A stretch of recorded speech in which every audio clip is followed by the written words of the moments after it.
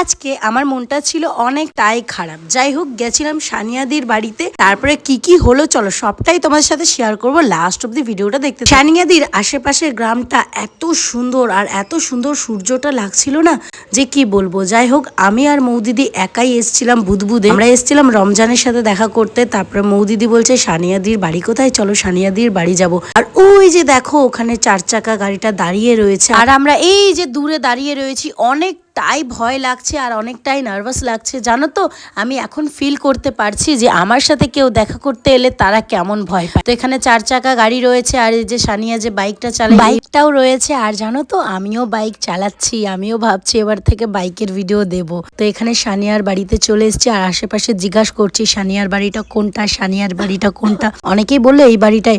আর পাশে একটা দিদা বসেছিলেন, সেই দিদাকে জিজ্ঞাসা করছি দিদা সানিয়ার বাড়িটা কি এটা? বলছে হ্যাঁ এটাই, তুমি ডাকো। আর আমাদের ডাকতেও কেমন জানি একটা লাগছিল, খুবই খারাপ লাগছিল যে যাব এরকম কারোর বাড়িতে যাওয়ার ঠিক না। কিন্তু আমরা বাইরে দাঁড়িয়ে এই দিদার সাথে গল্প করছিলাম। তারপরে দেখছি এই যে মহারানী বাইরে চলে এসছে আর আমাদের খুবই ভালো লাগছে। আমরা তো ভেবেছিলাম খুব একটা ভালো হবে না, হয়তো একটু ইগো হবে, অ্যাটিটিউড হবে, কিন্তু ওর ব্লগে যতটা দেখেছি ও নর্মাল থাকে, সাধারণ থাকে, অনেকটাই ভালো লাগে। আর এইদিকে মৌদিদি সানিয়াকে বলছে আমি তোমাকে একটা হাগ করতে পারি? বলছে হ্যাঁ হ্যাঁ কেন না, দিয়ে একটা হাগও করে নিল। তারপর আমি ভাবলাম আমি কেন বাদ যাই, আমিও একটু জড়িয়ে ধরে নিই, একটু আদর করি। আর সত্যি বলতে মেয়েটা অনেকটাই ভালো, অনেকটাই খেটেছে, অনেকটাই মেহনত করেছে। হ্যাঁ বড় গাড়ি আছে, বড় বাড়ি আছে, কিন্তু এতটাও সহজ নয় সোশ্যাল মিডিয়া থেকে এগুলো করা। কিন্তু যাই হোক, আমার খুব খারাপ লাগছে যে সানিয়া বোন আমাদেরকে ব্লগে নিল না, তাই জন্য একটু মনটা খারাপ লাগছে। আরে মৌদিদি মনটা খারাপ করো না, সে তো নাম্বার দিলই, সে তো বললোই যে নেক্সট বার অবশ্যই তোমাদের সাথে ভিডিও করব, অবশ্যই তোমাদেরকে ব্লগে নেব।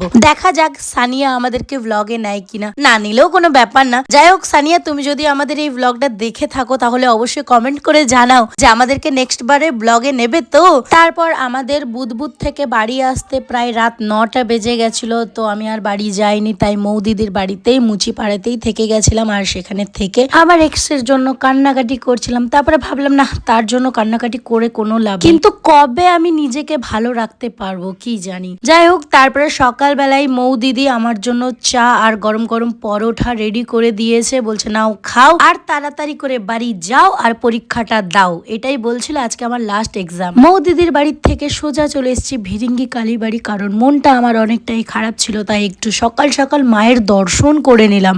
সকাল নয়, এখন দুপুর 12:30 মতো বাজে। মায়ের দর্শন করার পর তারপরে চলে এসেছি এখন বান্ধবীর বাড়িতে। আর বান্ধবীকে বললাম চল আমার জন্য গরম গরম চা বানা। তারপরে আর কি, সে ভয়ে ভয়ে বানিয়ে দিল আমার জন্য গরম গরম চা। তো চলো চাটা খেয়ে নিই জলদি করে, তারপরে বাড়িও যেতে হবে, আজকে আমার এক্সামও আছে। তো আমি বাড়িতে চলে এসেছি, এসে পরে বাড়ির সমস্ত কাজ টাজ করে নিলাম, কিন্তু কাজের কোনো ভিডিও করতে পারিনি, কারণ আমি সোনালির সাথে আর মৌদিদির সাথে ফোনে কথা বলছিলাম সেই জন্য। তো যাই হোক, তো এখন আমি রেডি হচ্ছি আর সামনের লক্স গুলো বার করে নিলাম, কারণ আমার এই ফুটবল খেলার মাঠটা ঢাকতে হবে। তো না ঢাকলে তো তোমরা ফুটবল খেলে চলে যাবে। হ্যাঁ আমি না, এই কথাটা কিছু কিছু মানুষ আমাকে কমেন্ট করে, তাই আমি এই কথাটা বললাম আর কি। তো সুন্দর করে রেডি হলাম, তারপরে বসে পড়লাম খেতে। আর আজকের খাবার ছিল নিম পাতা, আলু ভাজা আর ভাত, আরো অনেক কিছু রান্না বান্না করেছিল, কিন্তু লেট হয়ে গেছিল, সেগুলো আমি খেতে পারিনি।